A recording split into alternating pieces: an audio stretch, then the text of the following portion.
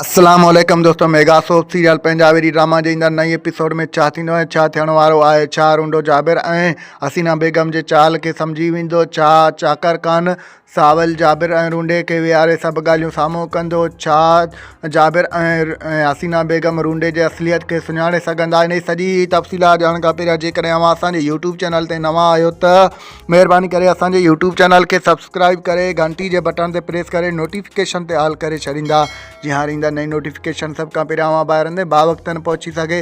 दोस्तों हाणे हलूं था पंहिंजी मेन ॻाल्हि ॿोल तरफ़। जीअं त mega soap serial Punjabi drama जे ईंदड़ नई एपिसोड में तव्हांखे ॾिसण वटां मिलंदो त रूंडो पंहिंजी भेण हसीना बेगम ऐं जाबिर जे सॼी हक़ीक़तुनि खे सम्झी वेंदो।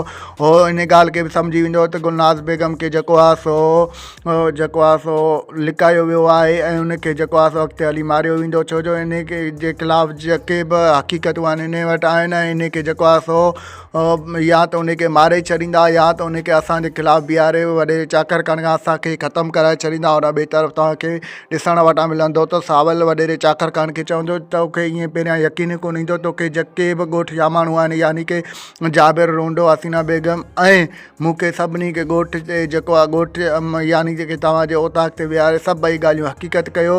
हक़ीक़त खां आगाह कई वेंदी, छो जो जॾहिं तव्हां मूं वटि ईंदा त हिकिड़ियूं ॻाल्हियूं ॿुधंदा जाबिर वटि ॿियूं ॻाल्हियूं ऐं रूंडे वटि ॿियूं ॻाल्हियूं, तव्हांखे यकीन न आहे थींदो। जॾहिं तव्हां सभिनी खे गॾु विहारींदो त पोइ तव्हांखे हक़ीक़त थींदी। और ॿिए तरफ़ तव्हांखे ॾिसण वटां मिलंदो त हसीना बेगम ऐं जाबिर खान वारा बि इन ॻाल्हि में जेको आहे ॻोल्हा में हूंदा त रूंडो बि असांजे ख़िलाफ़ु साज़िशूं करे रहियो आहे, छो जो उहो वॾो कमीनो शख़्स आहे, उहो कॾहिं बि कंहिंखे माफ़ु न कंदो। दोस्तों असांजो रिपोर्ट अव्हांखे कीअं लॻो? जेकॾहिं पसंदि आयो हुजे त महिरबानी करे पंहिंजो क़ीमती राय कमेंट सेक्शन में ज़रूरु ॾींदा। महिरबानी करे असांजे चैनल खे सब्सक्राइब ज़रूरु कंदा। ॾींदा असांखे इजाज़त, रखंदा पंहिंजो ख़्यालु। अल्लाह हाफ़िज़। Thanks for the watching. Javed Ali जलालानी।